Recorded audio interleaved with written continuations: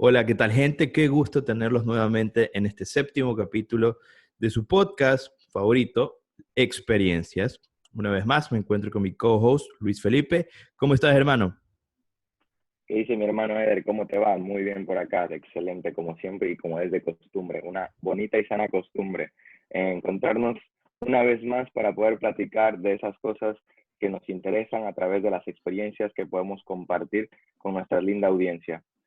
Cuéntame, Eder, ¿cuál es el tema que traemos para hoy? Claro que sí. El día de hoy vamos a hablar sobre algunas cosas, pero específicamente sobre el mundo laboral, sobre el trabajar, sobre el emprender.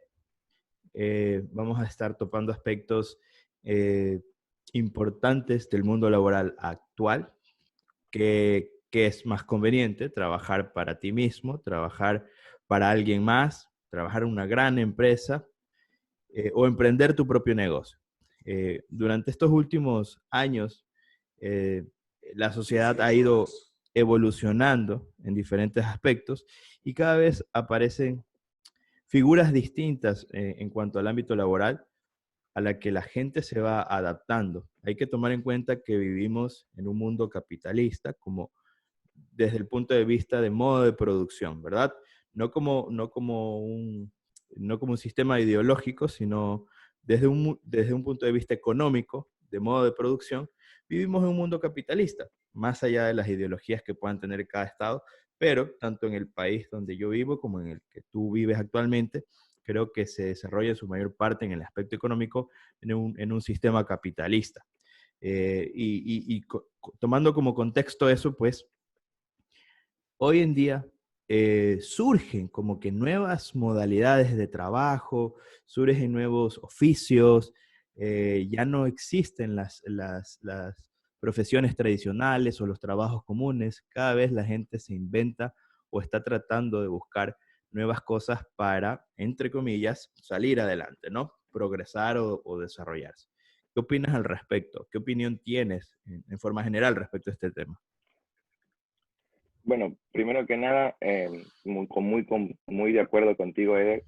Yo creo que a la manera económica, el mundo en general, independientemente de la filosofía política que se maneje en cada país, inclusive en cada estado, inclusive en cada ciudad, creo que la manera en la que nos movemos es capitalista en la parte económica. Todos buscamos, todas las empresas hoy por hoy buscan el tema de la producción, el tema de mejorar el profit al final del mes o del año, al final de sacarle la mejor rentabilidad posible al producto o servicio que estén prestando, eh, intentar reducir los costos e incentivar a que las personas consumamos cada vez más pues lo que ellos venden, ¿no?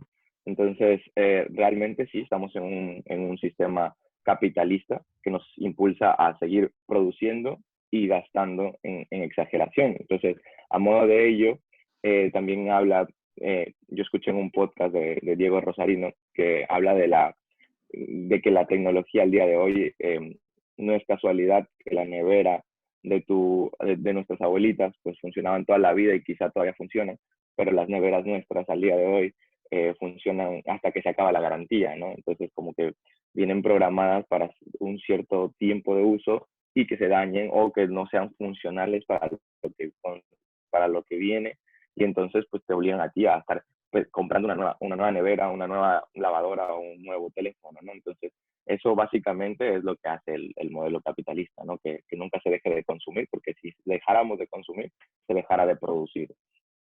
Y entonces, pues nada, esto creo que un poquito trata colación lo que es aquí en Australia. He podido sentir mucho más lo que es la parte, ¿cómo te explico? De comprar mucho más de manera excesiva. El poder adquisitivo aquí es un poco mayor al de que existe en Ecuador.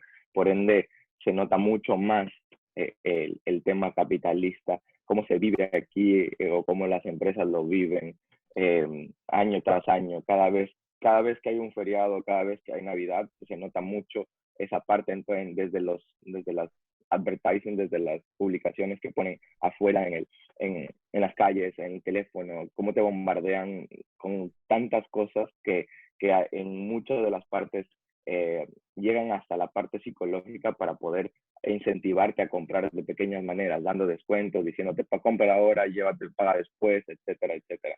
He podido sentir que aquí es mucho más fuerte eso que en nuestro país, que también se rige, también es el modelo económico capitalista, pero pues nuestro poder adquisitivo es menor. Entonces ahí hay una diferencia. Correcto, yo creo que has dicho un tema muy, muy cierto, que el capitalismo te lleva de cierto modo, te lleva de la mano a un consumismo exacerbado, ¿verdad? De consumir las cosas en cantidades exageradas cada vez más, sin ningún sentido de fondo. Entonces, detrás de eso puedes ver o puedes darte cuenta que, digamos, que las grandes empresas realmente no tienen un propósito digamos, de bienestar, sino simplemente lo que tú has dicho, ¿no? Generar utilidad, generar rentabilidad, que es al final del día el objetivo de este modelo. Pero tomando en cuenta eso, ¿tú crees entonces que es posible para cualquier persona en este modelo salir adelante, progresar, desarrollarse? ¿Has tenido la oportunidad, tú que estás viviendo allá en un sistema capitalista mucho más grande, más fuerte, en donde lo puedes palpar más de cerca, donde hay una economía también a nivel general mucho más estable? eh, ¿Cómo has podido tú experimentar en cuanto al mundo laboral? Ok, yo creo que la pregunta que me haces es muy interesante, entonces empiezo a intentar matizar ciertos aspectos que trae esta pregunta para intentar responderla en mejor manera en una parte global. Me explico. A ver, em, claro, yo estoy en un modelo capitalista donde más profundo, por así decirlo, ¿no? Y también es cierto que esto viene apoyado por ciertas leyes, ¿no? Por ejemplo, pongamos ciertos ejemplos. Si tú quieres emprender en Australia y quieres emprender en el mismo negocio en Ecuador, pues nos ha pasado a ti y a mí, Eder. O sea, nosotros tenemos una empresa llamada Beacon My que nos encargamos de hacer todo el tema del bienestar de la persona, la salud. Hemos empezado por la parte psicológica para poder ayudar porque creemos que a partir de la mente es donde empiezan todas nuestras creencias y nuestra forma de actuar. Entonces, estuvimos, ¿dónde registramos la empresa? Era en Ecuador o en Australia. O sea, la misma empresa era una empresa digital que se puede registrar ya sea en Ecuador o en Australia. Pero al final hicimos todas las búsquedas correspondientes y determinamos que en Australia. ¿Por qué? Porque el tiempo para poder sacar los papeles, para poder registrarla, es muy rápido, es muy sencillo, o sea, es básico, ¿sabes? O sea, es ir al internet, poner tu nombre, si está libre, está. En cambio, que si vas a Ecuador, tienes que ir al organismo, que lo busquen, demora 2, 3 semanas, y registrar una empresa en Ecuador en promedio te puede demorar un mes o más, y en Australia nos demoró 2, 3 días. Entonces, allí allí también rige mucho lo que es las leyes políticas que te permitan llevar en esa manera, porque la idea es la misma para Ecuador como para Australia. La idea sigue siendo la misma al momento de montar la empresa como tal. Ahora, luego también después de esto hay otras cosas que es los impuestos que vas a tener que pagar. Luego, dentro de esto, la conexión de los bancos. En Ecuador hay muchas restricciones que dificultan esto. Entonces, a nivel mundial, la competencia es distinta, ¿sabes? O sea, porque mm, si la misma persona tiene la misma idea y otra misma persona en la otra parte del mundo tiene la misma idea y empiezan a ejecutarla en el mismo tiempo, quien va a tomar ventaja en el tiempo de ejecución y en el tiempo de estructuración de su empresa va a ser la persona que tenga esas leyes que le benefician a la persona emprendedora como tal. Ahora, detrás también hay otras leyes que si tú emprendes tienes que pagar impuestos, que te dificultan un poco el camino, ¿no? Entonces, yo podría decir que en ese sentido, eh, vamos a decir que depende mucho también del país donde estés para salir adelante. Yo creo que se puede salir adelante en cualquier lado, pero sí es cierto que el camino es difícil, o sea, es complicado y es distinto. El camino puede ser la diferencia, o sea, no digo que no puedas hacerlo, sino que sí digo que donde tú estés va a marcar una diferencia. Es decir, vas a correr una maratón sin una maleta, y en otros países quizá vas a correr una maratón con una maleta de 10 kilos. No te digo que sea imposible, ni te digo que sea más sencillo, sino que te va a costar un poco más llegar a cierta meta. Y en base a lo que sea éxito para ti y a lo que sea desarrollarte para ti económicamente, eso yo creo que es personal de cada persona. O sea, no podemos englobar lo que es éxito en lo que es para ti, lo que es para mí, para todo el mundo. Entonces eso ya es de cada persona, lo que considere que ya tiene el éxito, ¿no? Hay personas que podrán tener una empresa con 10 empleados y para ellos son completamente y sumamente exitosas. Y muchas personas que podrán decir, si yo no tengo una empresa con 500 empleados, no es una empresa todavía. Entonces, eso es relativo para mi punto de vista.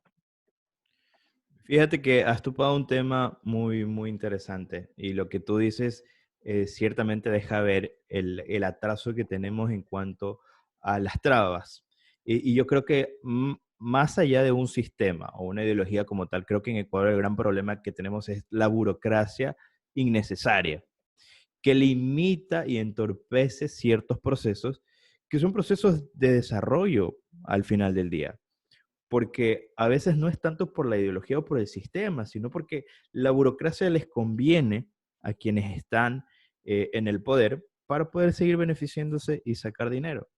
Eso por un lado, pero ahí hay una cuestión que yo sí quisiera como dar mi criterio, porque por ejemplo, de acuerdo a los sistemas capitalistas, o digamos un poco más haciendo contraste con el sistema socialista, se supone que en el primero, el capitalista, hay que desregular todo, ¿no? Hay que dejar que el mercado regule todo porque en el capitalismo el mercado se regula solo y es conforme la oferta y la demanda, es como por su propio peso van cayendo las cosas y las cosas van tomando digamos, un curso normal. En cambio, en el otro sistema se entiende que va a haber una intromisión o una regulación mucho más intensa por parte del Estado. El Estado está atrás de todas y cada uno de los procesos y los procedimientos porque le interesa un bien común, digámoslo así en líneas generales, ¿no? Para no entrar en detalles doctrinarios que nos van a aburrir.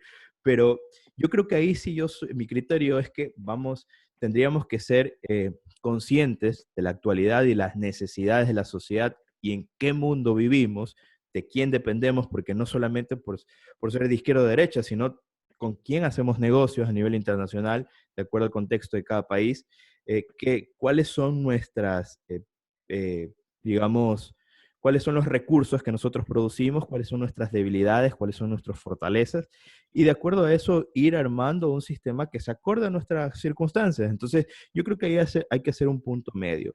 Y hay cosas que no se pueden dejar regular solas. O sea, en cuanto a derechos sociales, por ejemplo, educación, salud, vivienda, cosas elementales y fundamentales, tiene que haber una regulación de un máximo organismo o del Estado por un sentido de equidad y de justicia, porque el mercado no ve eso. El mercado simplemente va a darle, digamos, al final del día la razón al más fuerte, al que está, digamos, al que es más eficiente, ¿sí? Entonces, hay ciertas cosas que no deberían, porque obviamente no es lo mismo competir, no es lo mismo para una persona de escasos recursos que estudió en escuela pública, eh, que igual, digamos, que estudie la escuela, el colegio, la universidad y haga una maestría, y que sea de escasos recursos que para una persona adinerada. No hay una equidad, hay una desigualdad. Entonces, creo que ahí yo sí soy partidario de un punto medio, de identificar justamente esas características de las que estoy hablando, ¿no? Y en cuanto a la capacidad de poder tener éxito o al poder desarrollarse, creo que primero hay que hacer un análisis de qué es lo que uno quiere en la vida, ¿no? O saber por qué quiere uno lo que quiere en la vida, que es algo de lo que también habla Diego Rusarín, de la persona que mencionaste, ¿no? De por qué deseas lo que deseas, ¿no? Entonces, hoy en día tenemos este ruido a cada rato en redes sociales de que tienes que salir adelante y salir adelante es sinónimo de tener mucho dinero, tener lujos, tener autos, tener mansiones y darte una vida este, de lujos, ¿no? Entonces, creo que primero tenemos que preguntarnos por qué deseamos lo que deseamos, antes de dejarnos llevar por todo ese ruido que hay en redes sociales y ahora todo este tema de los coaches, de tienes que ser tu propio jefe, mentalidad de tiburón, vamos, tu propio coach, mi campeón, mi líder, y luego vienen y por querer simplemente ganar dinero, por tener un objetivo simplemente de ganar dinero que para alguien pueda ser, digamos, el éxito, este, creo que eso también tiene que ver con un tema de personalidad, termina mintiéndote o termina estafándote, ¿no? Entonces, creo que sí deberíamos preocuparnos por cosas más importantes que también hay en la vida para poder darle sentido a esto, no simplemente hacer dinero por hacer dinero, ¿no? Y, y bueno, y nos ha pasado, ¿no? También lo que mencionaste, el tema de la experiencia de nosotros, al iniciar un emprendimiento o una plataforma, tuvimos esas trabas y lo pudimos palpar y somos testigos de aquello, ¿no? Y más como conocedores de los procesos, podemos dar fe que es mucho más difícil en ciertas partes del mundo que en otras, emprender, ¿no? Entonces, Sí, sí, has tenido alguna otra experiencia allá de trabajo, alguna otra experiencia laboral que nos puedas sí, compartir? claro. Sí, claro. Mira, como bien mencionas, yo creo que estoy completamente de acuerdo en todo lo que expresaste. Solamente me gustaría pues recalcar un punto que mencionaste, dijiste, nos estafan o nos engañan. Vale, yo creo que ahí también entramos en una parte relativa, ¿no? Para esa persona o esa persona que está dando esa parte de coach, para esa persona, él cree tener éxito, que tener éxito es tal cosa. Y él lo cree a ciencia cierta que lo está obteniendo y lo quiere replicar. Entonces, al replicarlo, te dice, vamos, tú puedes, etcétera, etcétera, etcétera, lo que mencionaste, ¿no?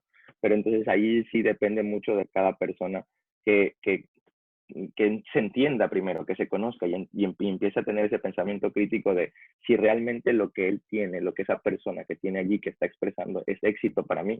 Porque si es éxito para mí, pues entonces muy probablemente vamos a modular, si seguir un poco a esa persona, empezar a entender cómo lo hizo para poder llegar a donde él está. Porque al final el éxito de él para mí también es éxito. Pero quizá lo que tú dices, los carros de lujo, quizá toda esa parte que es pantalla, solamente yo quiero ir ahí porque creo que ese es mi éxito. Entonces, al no estar seguro o al no saber que esa parte es mi éxito, sigues por creer con dudas, sin saber, entonces no te conoces.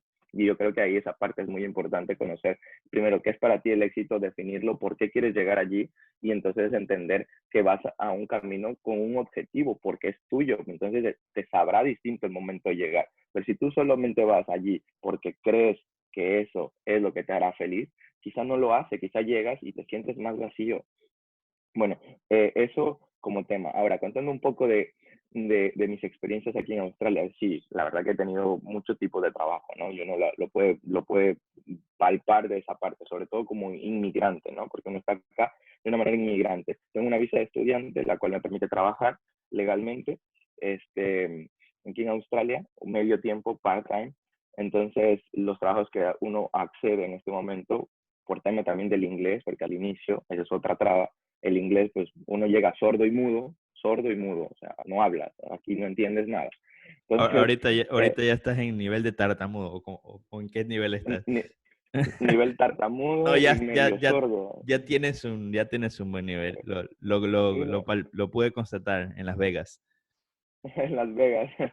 No, yo siento, bueno, eso yo también insisto, creo que eso es relativo. Al menos mantener una conversación y tratar de entender ya en un 50-60% y ya con eso va. Ahora, un inglés como para trabajar en un hospital atendiendo, no lo tendría, ¿me entiendes? Entonces, hay diferentes matices que engloban también inclusive en base al nivel de inglés, el tipo de trabajo al que puedes postular.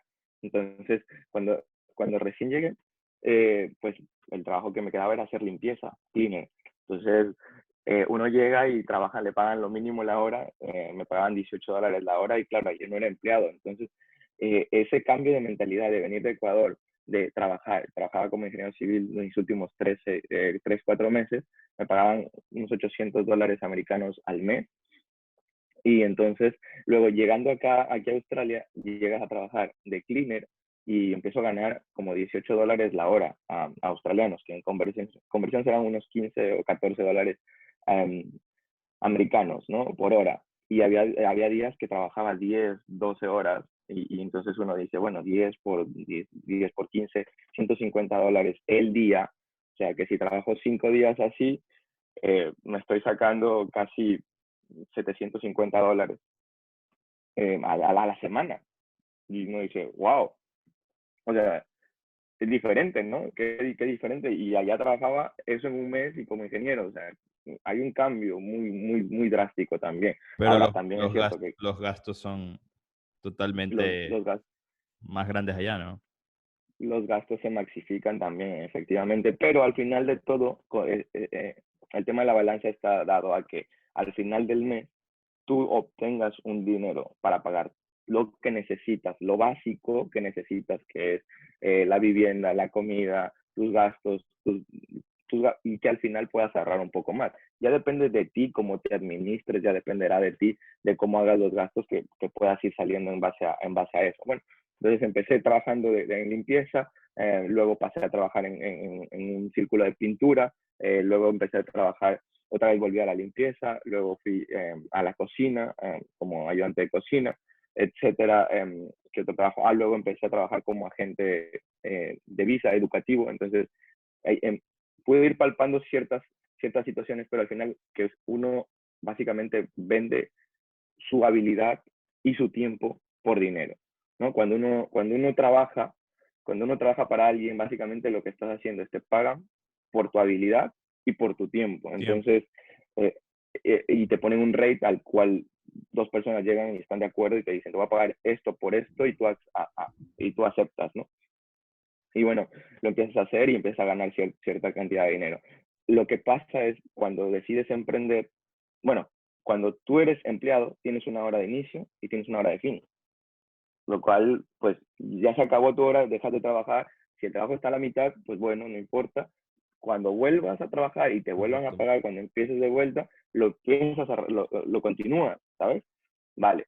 En cambio, que de la otra cara de la moneda, porque también he tenido la oportunidad de emprender aquí en Australia, entonces cambia completamente, ¿sabes? Y ahí es a lo que voy, o sea, uno tiene que saber lo que quiere, porque se puede meter en algo que realmente no es lo que le gusta, y entonces ahí vas a estar pues estresado y no bien mentalmente, ¿no? Entonces, cuando tú eres emprendedor, pues tú no tienes un horario que inicia y que termina, y ni siquiera tienes un salario fijo, que sepas cuánto vas a ganar al final del mes. Es un poco más difícil llevar tus cuentas y para poder pagar tus gastos, ¿sabes? Entonces, tú inicias a lo que inicia el día y cuando tú quieras y terminas a lo que termina el día y cuando tú quieras. Entonces, si no logras tener una disciplina en eso, pues va a ser más complicado poder salir. Y además, luego, después, quizás necesitas pagar a un empleado. Entonces, tú ya tienes ese emprendimiento te genera gastos fijos que al final tienes que poner de tu bolsillo y al final del mes, en los primeros meses o en el primer año o en los primeros años cuando tú emprendes, tú tienes que sacar dinero de tu bolsillo. Entonces no es sencillo emprender.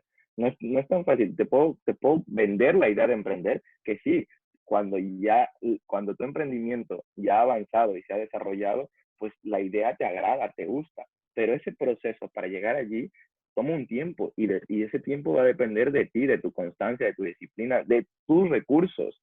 Y entonces esa parte es la que tenemos que saber claramente antes de tomar esa decisión y ser emprendedor. Un empleado, se puede decir, tú puedes querer ser un empleado y listo. Si eres un empleado, pues da lo mejor de ti y listo. Tú tienes un horario de inicio y un horario de fin, se acabó. Si tú quieres ser un emprendedor, que sepas que todo eso es lo que hay detrás. Ese es mi punto de vista. Y me gustaría escuchar el tuyo, Eder. Sí, la famosa zona de confort, un poco de lo último que estabas hablando, ¿no? Que, que el empleado muchas veces está en esa zona de confort porque sabe que tiene un salario al final del mes, al final de la quincena, y está cómodo, pase lo que pase, van a tener que pagarle, ¿no? Pero bueno, eh, contando un poco de mis experiencias bueno, terminé los estudios, y antes de terminar los estudios empecé yo a trabajar. eh, Trabajé en el registro mercantil, solamente como pasantías, no me pagaban un carajo. Trabajé en la Defensoría Pública como prácticas preprofesionales, que era una remuneración bajísima, pero reconocida. Y esos fueron mis primeros, digamos, mi primer probadita al mundo laboral y dándome cuenta de cómo es la gente, cómo es el ambiente, ¿no? Entonces, luego ya después directo, bueno, tuve la suerte de poder iniciar la experiencia de trabajar en la propia empresa de mi familia, ¿no? Entonces, en la agencia de viajes y en el estudio jurídico. Y bueno, todo tiene su dificultad. Claro que reconozco que tuve suerte por tener ciertas comodidades y ciertas ventajas, porque no es que voy a decir que empecé de cero, porque mi mamá ya tenía construido una estructura pequeña, pero ya construida, ya se puede decir estable, sólida, y con una base de clientes ya adquiridos. Pero todo tiene su dificultad, darse cuenta de cómo es el ambiente interno, manejar un grupo de personas no es fácil. Este, Saber tener también ese don de gente para reconocer que tienes que ser justo, que tienes que respetar las reglas, las normas, no puedes explotar a los demás, que tienes que incentivar a las personas y sobre todo que tienes que trabajar con un propósito, que es nuevamente lo que hemos hablado, ¿no? Saber por qué deseas lo que deseas o por qué estás haciendo eso. Entonces, si te gusta lo que estás haciendo, obviamente, pues si tienes claros tus objetivos, obviamente el ambiente se va a contagiar, las demás personas se van a contagiar de ese entusiasmo y los que no se contagien, pues simplemente no están en el lugar correcto, ¿no? Entonces, evidentemente, tener un propósito, si tu propósito es crear una empresa únicamente con la finalidad de hacer dinero y te centras solamente en eso, no va a ser un lugar ideal para trabajar. Nadie va a querer trabajar contigo porque todo el mundo se va a dar cuenta que tú solamente quieres explotar a los demás para tu propio beneficio. Entonces, bueno, otra de las cosas de la experiencia de trabajar fue también el darme cuenta de la atención al cliente, el servicio al cliente como tal, ¿no? Y las típicas frases de el cliente siempre tiene la razón y de saber escuchar y de saber qué tienes que decir y también la capacidad de poder tomar decisiones en momentos críticos y en momentos difíciles, ¿no? Entonces, todas esas cosas son parte de la experiencia dentro del mundo laboral que uno va adquiriendo con el tiempo. Nadie de la noche a la mañana se va a hacer rico y por eso tengan mucho cuidado la gente que está escuchando esto, al dejarse llevar por esas publicidades engañosas de vas a hacer $10,000 en una semana o vas a hacer $20,000 en 5 días. Y ese tipo de cosas así no son reales, no existen. O sea, todo, para tener ese resultado, tiene que haber habido un esfuerzo, un sacrificio, y eso toma un tiempo, ¿no? Eso toma un tiempo, ¿no? De ahí hay otros factores que se pueden analizar, pero nada se consigue, el éxito no se lo consigue de la noche a la mañana.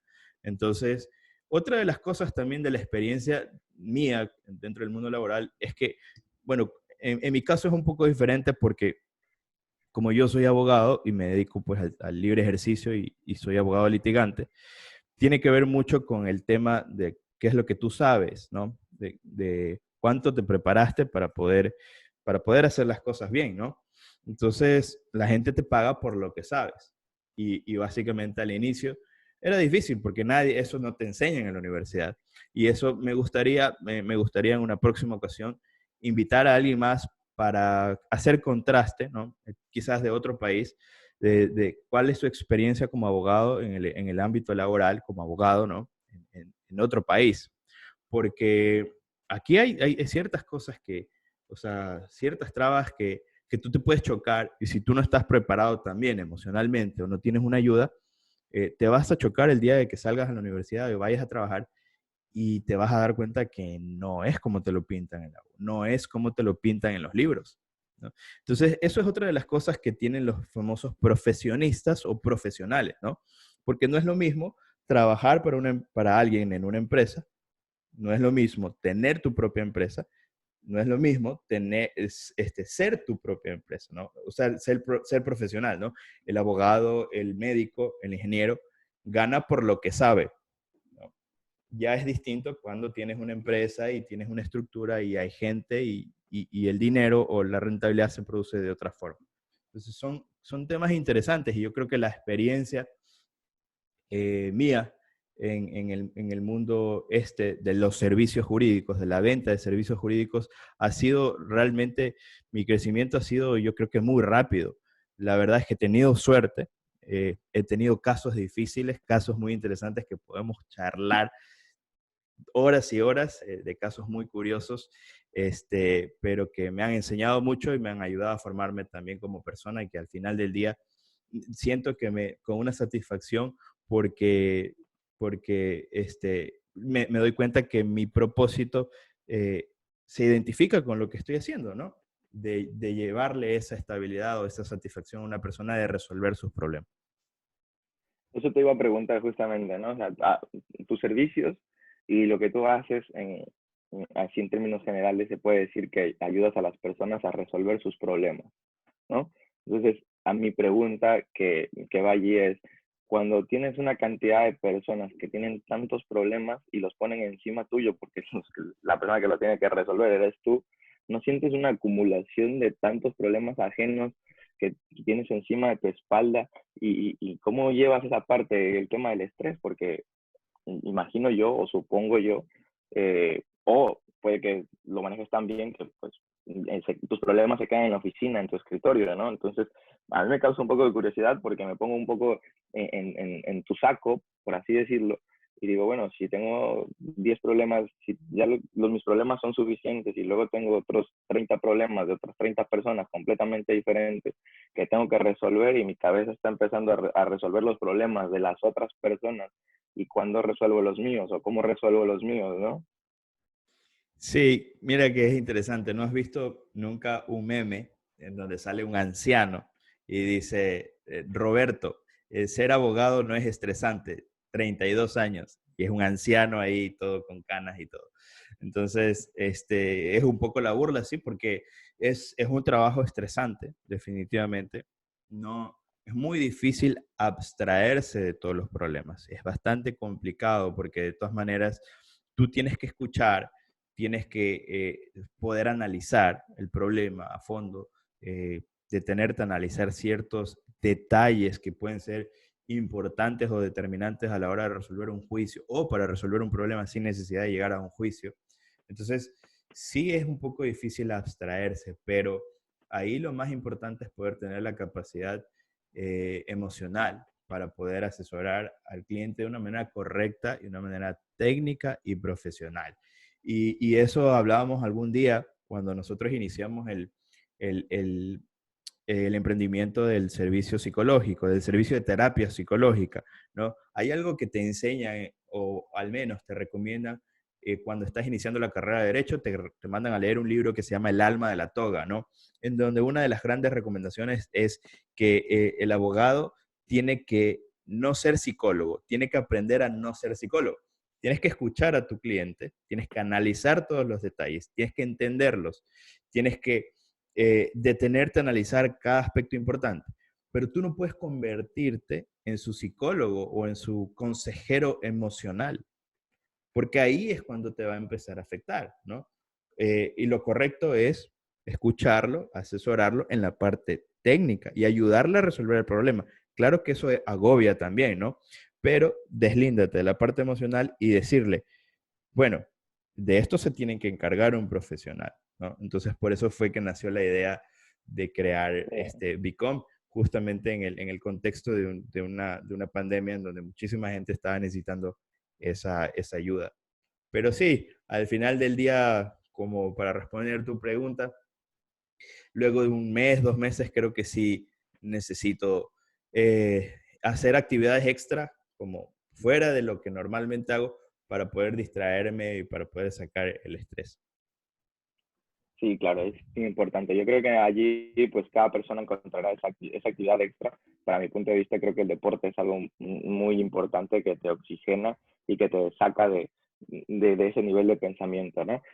Yo recuerdo mucho lo que dijimos, cómo empezó la empresa Bicom, fue que me decías, hermano, vienen aquí personas y me cuentan todos sus problemas y yo les puedo solucionar la parte legal, les puedo solucionar su problema a ese nivel en cuanto a las leyes y todo, pero su problema emocional yo no se los puedo solucionar. Entonces, cuando ya se acaba el juicio, cuando ya dicen ya ganamos, el problema emocional sigue allí y la persona que ha ganado no siente que ha ganado porque sigue teniendo el problema con el que llegó, pero no se da cuenta o no lo entiende o no nos damos cuenta que al final, cuando ya estás inmerso en un problema, a esa materia legal, muy probablemente también ya lo tienes emocionalmente, ¿no? O sea, muy probablemente, hablemos de un divorcio, ¿no? Tú estás entrando en un divorcio, la parte legal, pues listo, la solucionamos, ya te has divorciado, pues acá ¿no? Ya has logrado lo que has querido, yo como profesional te he ayudado, te he asesorado y he logrado ese cometido por el que llegaste a mí,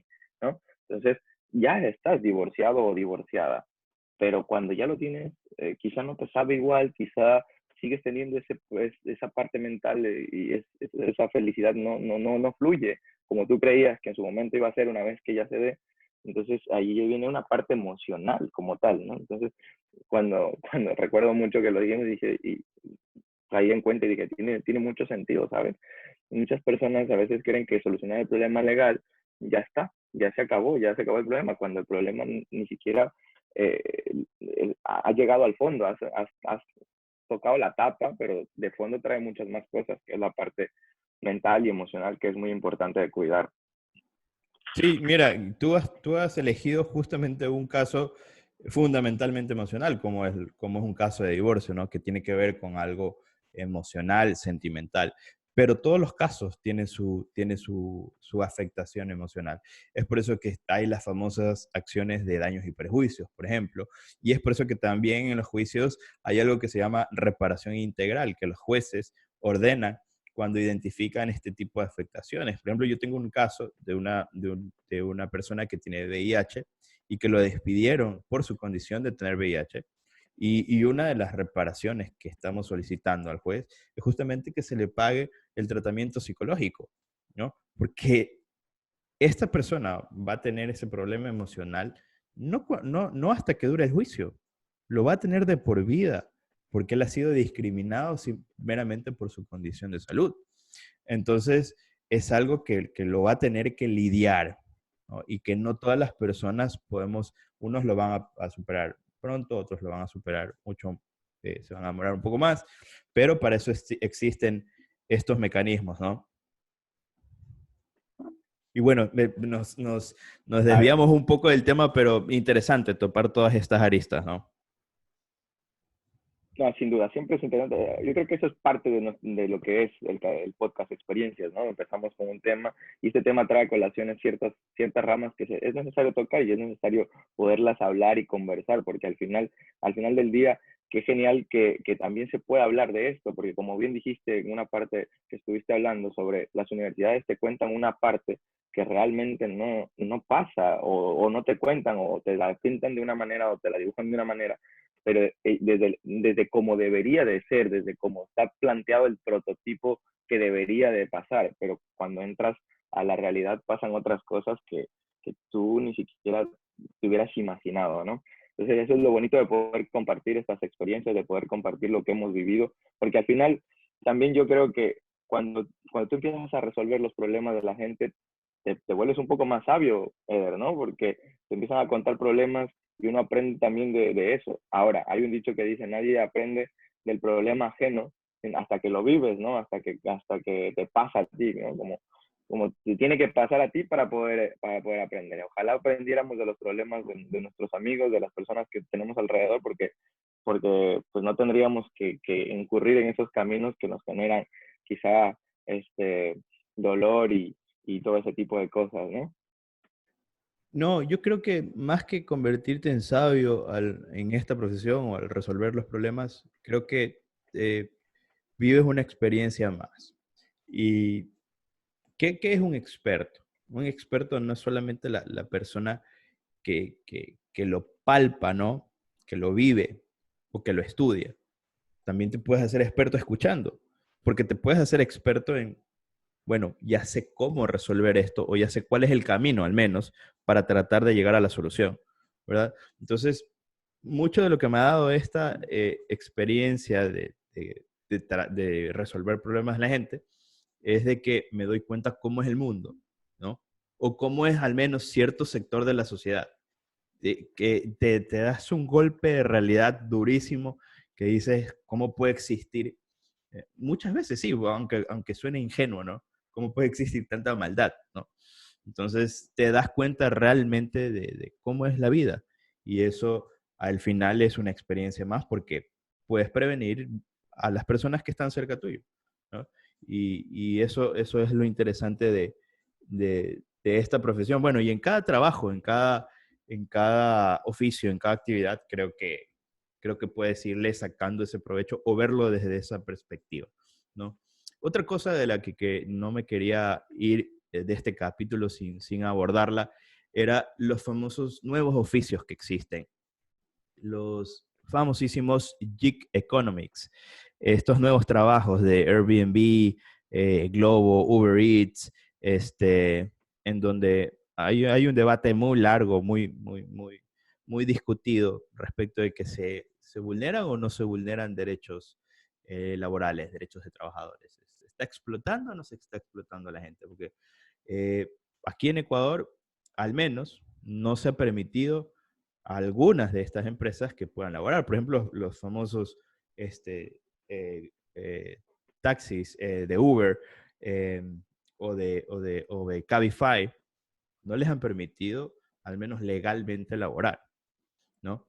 Entonces, porque hay una serie de cosas, ¿no? Que supuestamente no les dan todas las seguridades a las personas que, digamos, seguro social, utilidades, décimos terceros, décimos cuartos, beneficios sociales, porque a la final el que se beneficia grandemente obviamente es el dueño de Uber o el dueño de la X empresa que estemos hablando, ¿no? Entonces, pero por el otro lado está la crítica al servicio, ¿no? Porque el resto de la competencia da un pésimo servicio, pero los de Uber y Cabify dan un excelente servicio, entonces son gente que sabe tratar, sabe atención al cliente. Bueno, hay casos y casos, ¿no? Te dan agüita, te regalan tu agua, tienen aire acondicionado todo el tiempo, cuidan su carro huele bien, no te ponen música fea. Entonces, pero bueno, son cosas interesantes a discutir. Me parece muy interesante el tema que traes a colación. Pues, ¿qué te puedo decir? Primero que nada, yo trabajé en esta parte, de hecho, he trabajado en esta parte que es prestando los servicios para otra empresa, que en este caso sería Uber Eats, entregando comida, o acá se llama Jimmy Brin, que es una empresa que te lleva el alcohol, ¿no? Que compras el alcohol y se lo dejas en la puerta de la casa. Al día de hoy, el domicilio, los deliveries como tal. A ver, yo creo que como tú dijiste al inicio de este podcast, en el mercado en el que estamos viviendo, en la parte capitalista de la parte de la economía, el mercado se regula solo por la oferta y la demanda, ¿no? Yo creo que a Uber puede ser un gran ejemplo de eso en todo el mundo. Yo creo que, no sabría decirte, pero yo creo que en ningún país o en ninguna ciudad del mundo Uber llegó y fue legal. Yo creo que fue ilegal por un tiempo. El mercado, viendo a la atención y viendo a todo lo que existe, toda la sociedad prefería ese servicio. La pregunta es por qué prefería el servicio, ¿no?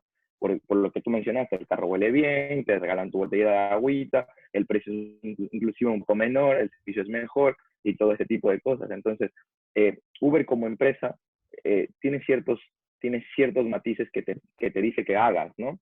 Pero al final quienes los ejecutan son las personas que están dentro de Uber, o sea, el conductor que te trató bien, el conductor que te preguntó si deseas algo de tomar, el conductor que tiene su carro limpio, porque Uber no tiene la capacidad de poder saberlo todo el tiempo, ¿sí me explico?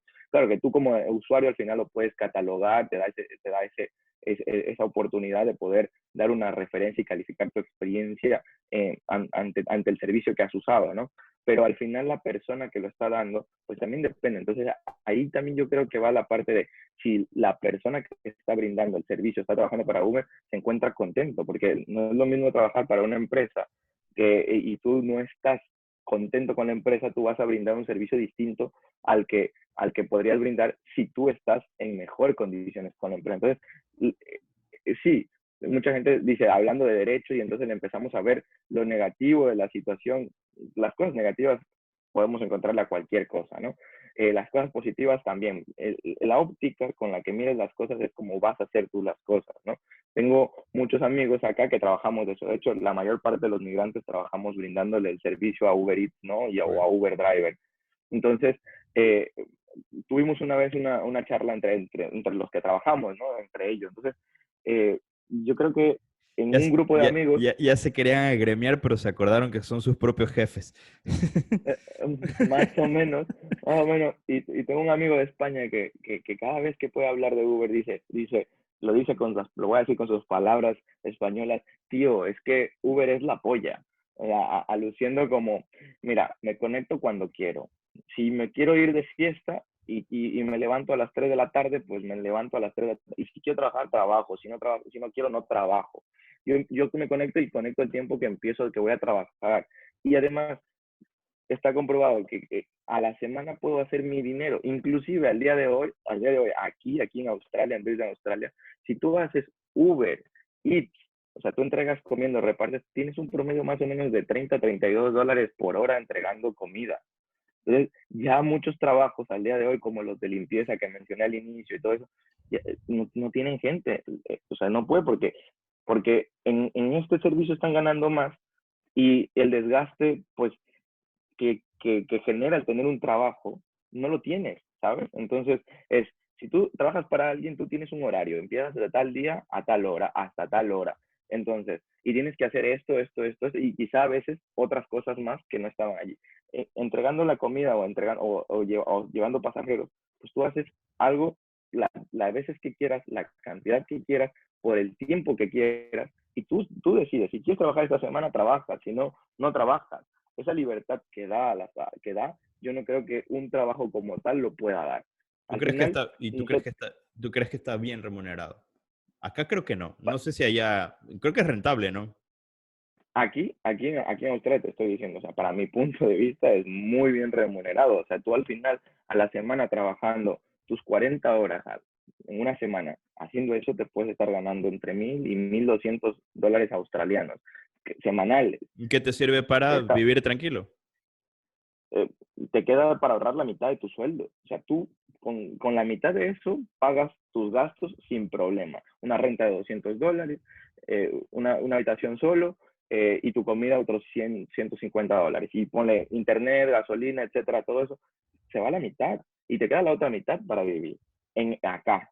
Yo estoy hablando, me No, remito, Australia. ojo, porque nos pueden estar escuchando en México, nos pueden estar escuchando en otros países donde dicen, no, que allá no llega. Bueno, yo hablo de acá, de la experiencia vivida acá en Australia, ¿no? Entonces, esas ventajas que te dan alrededor de todo lo que estamos hablando, ahora hay algo que pues no te pueden aportar, no te pueden asegurar, porque si una empresa te asegura, pues entonces en ese momento tú te debes a la empresa. Entonces Uber te obligaría a conectarte todos los días de tal hora a tal hora. O sea, ¿quieres que te asegure de alguna manera en la parte médica o en ese tipo de cosas? Bueno, pues entonces tú vas a trabajar de lunes a sábado, de tal hora a tal hora, y si no te conectas o si no trabajas, pues va a pasar esto, ¿no? Y no te puedo asegurar, o ese tipo de cosas. Entonces, los ciertos beneficios a los que vas adquiriendo, pues también vas perdiendo estos privilegios que al final te dan, como conectarte a cualquier hora, o sea, quedarte allí, si quieres tomarte la semana, no tienes que pedirle permiso a nadie,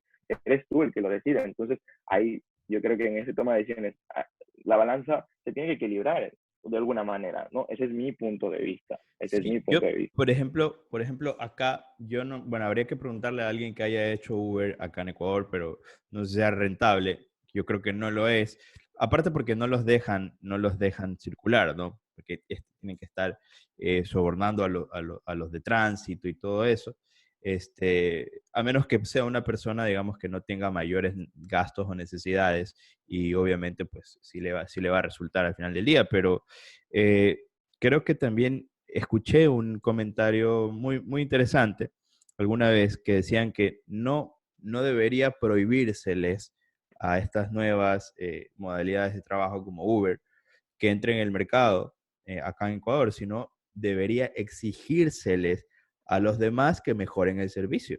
Porque si por algo están reclamando o por algo los cogen es porque el servicio es bueno. Si por algo los toman a los Uber, es porque el servicio es bueno y porque te da la facilidad de tener en tu teléfono, poder pedirlo en cualquier lado que estés, es más seguro, sabes el nombre del conductor, sabes a dónde estás, sabes a dónde vas a ir y te sientes más seguro, más cómodo, incluso hasta en ciertos momentos puede ser hasta más económico. Entonces vas a preferir ese servicio. Entonces el resto, en lugar de estar quejándose de que no les permiten porque le están quitando el trabajo, deberían mejorar su servicio, ¿verdad? Deberían tratar de adaptarse a eso y mejorarlos y así el problema se acabaría. Claro, es que yo creo que también el tipo de marketing o el tipo de información que sale detrás de cada información tiene un objetivo como tal, ¿no? Y la persona quien lo dice le empieza a ver en parte a su conveniencia o a sus intereses, ¿no? Por ejemplo, eh, claro, si tú eres un taxista como tal, hablando de nuestros países, de Ecuador, si tú eres un taxista para poder tener la licencia de taxi, te costó muchos miles de dólares poder obtenerla. Entonces tú tienes una licencia y tú ya estás regulado en teoría por el Estado que puedes brindar ese servicio como tal. Vale, perfecto. Vienen los de Uber, no lo hacen, ellos no pagan esa licencia, ellos simplemente tienen su carro y ya pueden salir a trabajar. En cambio, a ellos les costó comprar su carro, tener la licencia, tener el cubo para poder entrar allí y poder trabajar. Obviamente vas a querer polarizar el tema de la información hacia un lado porque pues afecta a tus intereses. Y si es cierto, no es justo hablando del tema como tal en el ámbito legal que esta persona que hace el mismo servicio haya tenido que pagar esta cantidad de dinero y esta otra persona que hace este servicio de manera legal o ilegal no haya pagado antes como tal. Entonces también ahí tiene mucho que ver las leyes que hay detrás, ¿no? ¿Y por qué cobran estas licencias? Pues porque el Estado recibe un dinero de esas licencias, ¿no? Entonces, eh, tiene sentido y entonces al Estado no le conviene porque el Uber como tal no le está pagando, entonces pues es ilegal, ¿sabes? Y entonces vamos a polarizar un poco. Yo lo que digo es, vamos a ponernos un poco críticos en ambos lados, o sea, no escuchar algo que te venda el marketing y entonces esto es malo y defendemos todo el tiempo la parte mala y queremos tener la razón en que esto es malo, punto, ya está. ¿Hay cosas malas? Sí. También hay cosas buenas, también. Bueno, entre esos, mediemos y encontremos un equilibrio, no polaricemos la información como tal. Es saber, por ejemplo, cuando tú eres empleado, te das cuenta de ciertas cosas que tienes, que cuando tú eres el empleador, te das cuenta de otras cosas. Pero por lo general, las personas que nos quejamos de lo que nos pasa en nuestro entorno laboral, que solamente hemos sido empleados en nuestra vida, pues no entendemos lo que sufre o lo que vive un empleador como tal. O viceversa, una persona que solamente ha sido empleador no entienden las cosas que pasan por la cabeza cuando uno es empleado. Y he tenido la fortuna de poder vivir ambas líneas, como empleado y como empleador. Y entonces ya mi crítica es distinta, ya no es una crítica todo el tiempo negativa o intentando de destruir, sino primero intentar a pensar por qué las cosas están así. Porque todo tiene un porqué. El empleador te pide y te exige, quizá, por así decirlo, que trabajes más para poder tener un profit que le genera a la empresa para poder mantener la empresa como tal. Si la empresa no existiera, tú no tendrías trabajo, tú no estarías trabajando y habrían más desempleados.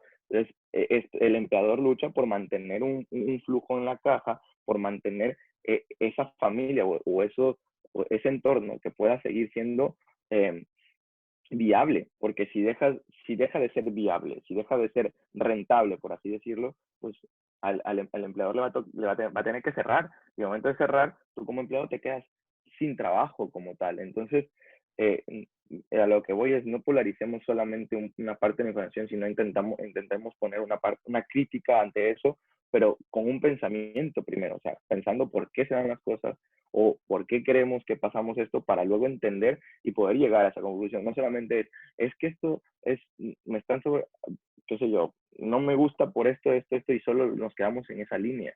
No, entendamos por qué pasa eso, ¿no? O sea, ¿por qué Uber es ilegal en nuestros países? Entonces, vamos, si el servicio es mejor. ¿Y por qué los de las otras personas, los transportistas que sí tienen las licencias, el servicio no es bueno? ¿Qué pasa? O sea, ¿qué pasa allí? ¿Cuál es, para poder llegar a entender los matices que generan estos problemas? Claro, claro que sí, o sea, esa es la idea, ¿no? Justamente esa es la idea del podcast, ¿no? Para poder conversar y poder poner en contrastes los criterios, los pensamientos, y a partir de eso, a partir de las experiencias, poder ir sacando conclusiones. Muy, muy interesante este tema, ¿no? Este, pero bueno, eh, hemos hablado de todo un poco, hemos hablado de algunas experiencias que hemos tenido en el ámbito laboral. Hay ahora estas nuevas también ofertas que aparecen en el mercado, de los famosos traders, que tienes un poco más de conocimiento respecto de eso, de una nueva noción o concepto acerca del dinero, del dinero electrónico o, o de los bitcoins. ¿Qué piensas acerca de esto? Tú que has tenido un poquito más de contacto con esto y sé que tienes bastante, que has leído o tal vez has tomado cursos y estás metiéndole cabeza a eso. ¿Qué nos puedes contar acerca de eso? Yo siempre he estado muy interesado, pero no he encontrado el tiempo y el momento correcto para poder empaparme más del tema, pero tú que ya estás un poco más avanzado, quizás puedas contarme un poco más. Claro, este mundo es muy amplio, como comentaste, podría pasar muchas horas hablando de todo lo que hay detrás. Realmente es un mundo muy, pero muy interesante. Para mi punto de vista, es el futuro.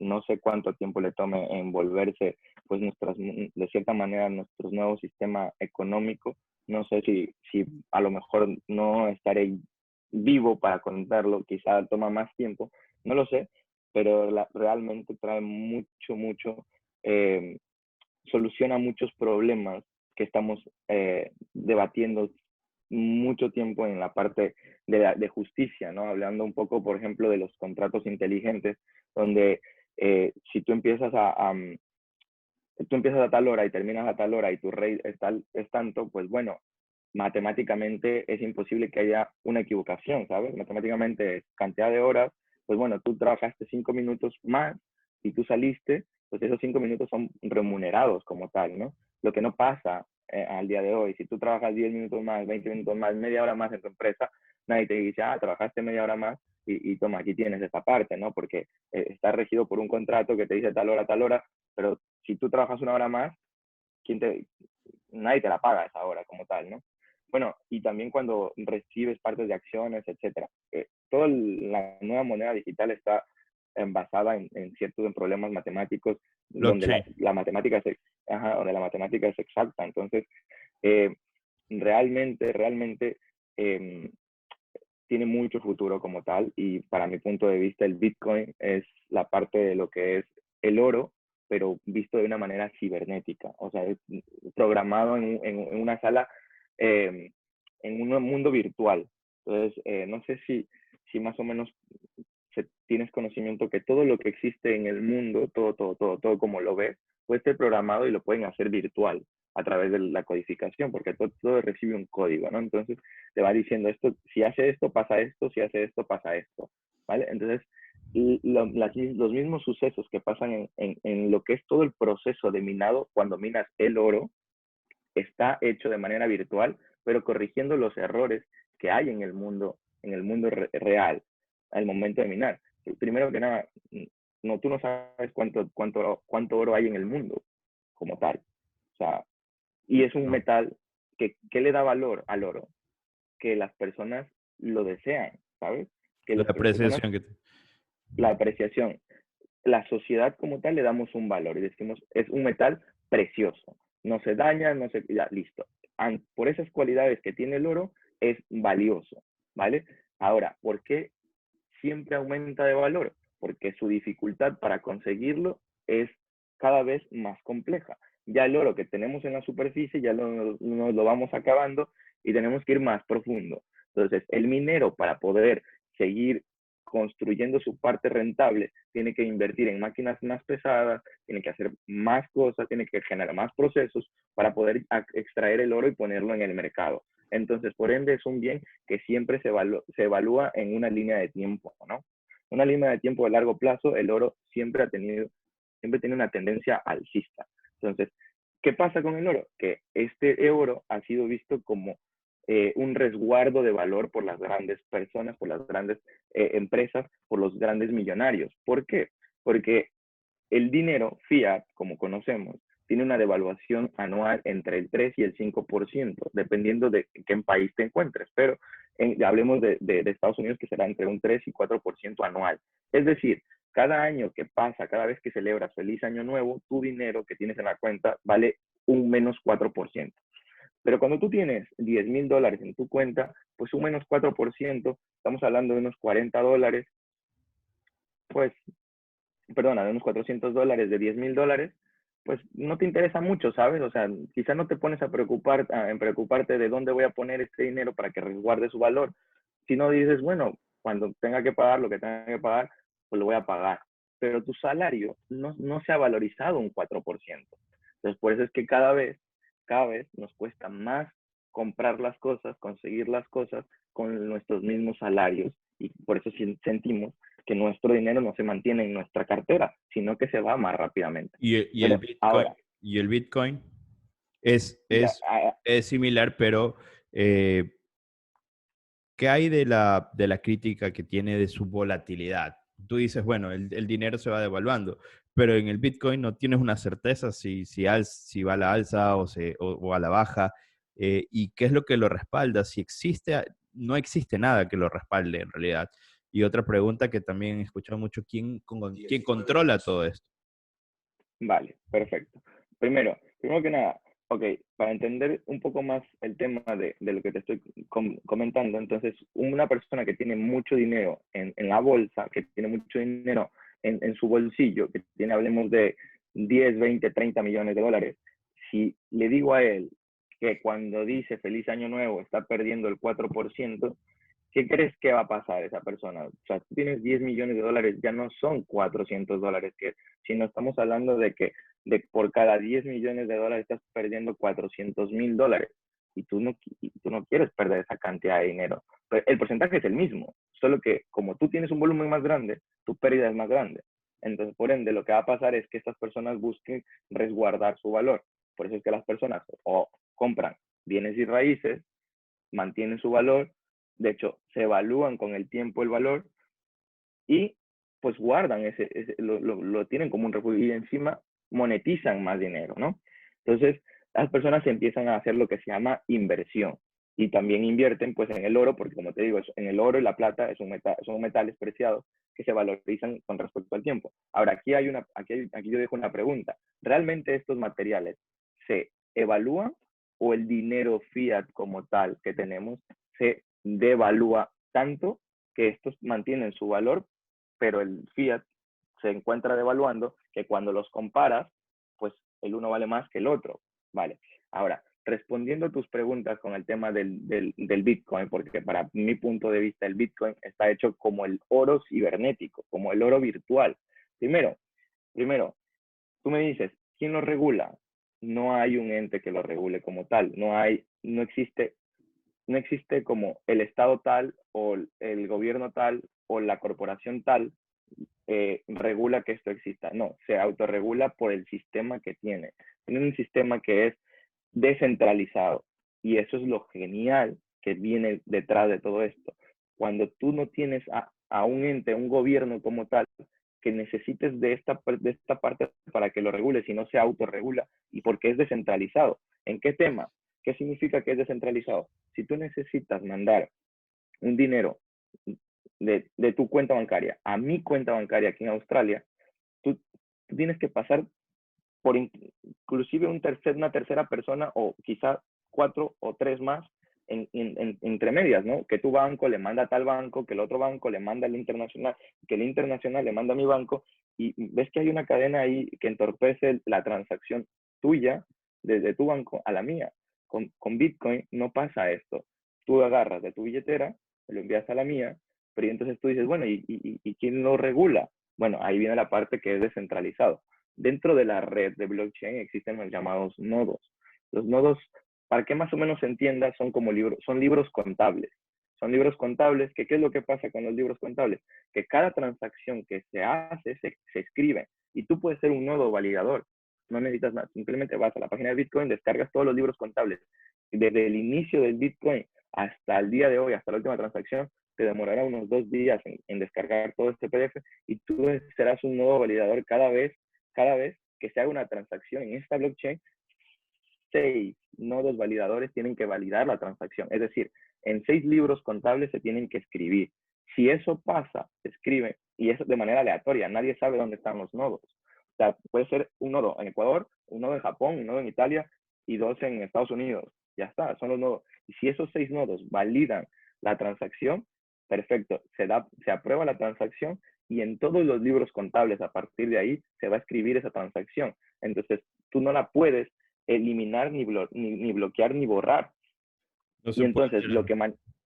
no se puede alterar. Entonces tú dices, no, pues y entonces la seguridad es completamente seguro, es de la forma más segura. ¿Por qué? Porque ahí viene lo que es la blockchain. La blockchain es como un cuadrado, imagínate un cuadrado, ¿no? Que tiene 3 matrices. El primero tiene el nombre del cuadrado. El segundo tiene la información que lleva, que en este caso, digamos, es la transacción de la billetera A transfirió tanta cantidad a la billetera B. Y el tercero tiene el nombre de quien recibe la información. Por ejemplo, el bloque AB envía una transacción al bloque AC, entonces este bloque dice, yo recibo de AB esta transacción como tal. Entonces, ¿qué es lo que pasa? Que cada vez que se crea un nuevo bloque, cada vez que se crea una transacción, se crea un nuevo bloque. Si tú quisieras modificar la red, tienes que modificar todos los bloques anteriores en la cantidad de tiempo de menos de que se genere una nueva transacción, porque si genera una nueva transacción, se genera un nuevo bloque, ¿sí me explico? Entonces, básicamente no hay manera en el mundo, una rapidez para poder llegar a hackear esta parte. Entonces, es tan segura que pues todas las transacciones que se escriben en el libro se van a dar como tal. Entonces, por eso es descentralizada. Y pues tiene un número limitado de Bitcoin, ¿no? O sea, 21 millones de Bitcoin cuando se terminen de minar, ya no va a haber más Bitcoin como tal. Esa es la cantidad. Entonces, el oro no es limitado, el Bitcoin sí es limitado. Y aquí te dejo nada más una comparativa en cuanto al market capital que tiene el oro. El oro tiene un market capital de 11 punto algo trillones de dólares. O sea, todo el dinero que existe en el oro es 11 punto y algo trillones de dólares. Y el dinero que existe dentro de Bitcoin a la fecha es de 1.1 más o menos trillones de dólares. Y el valor del Bitcoin está en $50,000. Exactamente al día de hoy, 47,000, $48,000. Vale. Entonces, muchas de las personas me dicen, pero ya está muy caro o ya es muy tarde entrar al Bitcoin. Entonces yo les digo, muy caro o muy tarde, ¿por qué? Si tú te das cuenta la diferencia entre el mercado del oro y el mercado del Bitcoin, pues la diferencia aún es el 10%. O sea, Bitcoin solo tiene el 10% del mercado del oro. O sea, si Bitcoin iguala la cantidad de mercado que tiene el oro, Bitcoin va a valer 10 veces más lo que vale hoy. Entonces, entonces la pregunta es, quizá no estás tarde, ¿sabes? Quizá todavía es la etapa temprana como tal. Y, y hablando de los beneficios que trae, si tú fueras una empresa que necesita abrir eh, una sucursal y tu sede principal está en Japón, pero tú quieres abrir una sede en Ecuador y necesitas mucho dinero para abrir tu sede, pero entonces vas a empezar a mandar el dinero a través de los bancos. Las comisiones son altísimas en las que se pierden como tal. Y nosotros, yo creo que todos hemos hecho el ejercicio de mandar dinero al exterior y pues se pierden 10, 20, $30 Sí. y uno dice, vale, ahora imagínate cuando mandas cantidades de dinero y el tiempo que demora, o sea, vamos a hablar en el tiempo que demora, porque si tú me envías de Ecuador a Australia, quizá me demora 2, 3 días, 4 días en hacerse efectivo. Eso, en el mundo que tenemos, pues es un retraso como tal, ¿vale? En el Bitcoin se va a demorar 20 minutos sin importar en el lugar en el que estés. Y la comisión no depende de la cantidad que envíes, La comisión simplemente... Sin duda que es un tema bastante amplio del cual Sí, podemos pasar horas y horas, como lo has dicho, hablando. Ya nos extendimos muchísimo tiempo del sí. podcast. Me parece un tema muy interesante.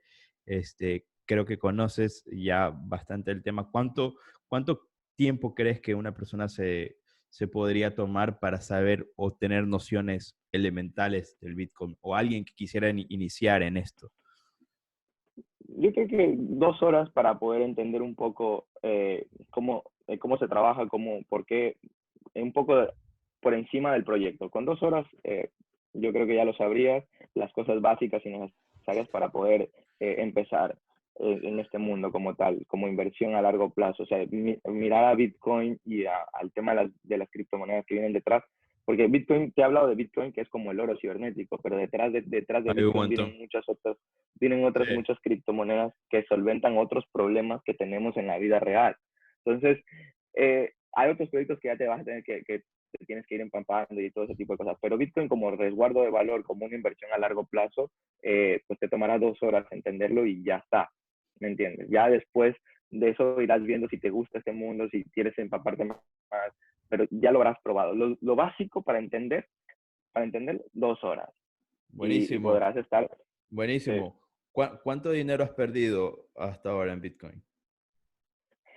¿Por qué la pregunta viene ya matizada? No, al contrario. Este, le he sacado un muy buen rendimiento a mis inversiones.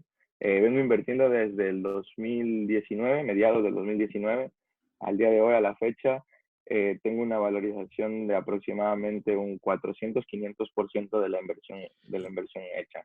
Buenísimo, no, solamente te estoy jodiendo. No, es un tema que igual, de hecho, te cuento que a mí me interesa y te lo he dicho en algunas ocasiones. Creo que podemos hacer un capítulo solo para hablar de eso.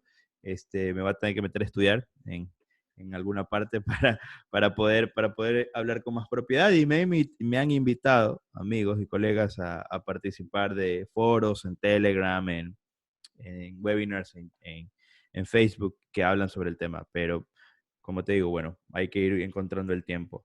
Creo que hemos llegado ya a la parte final. No sé si quieras dar un cierre. Por mi parte, creo que hemos topado temas muy importantes el día de hoy. Gracias a todos los que nos están viendo en YouTube. Gracias a las personas que nos escuchan en Spotify.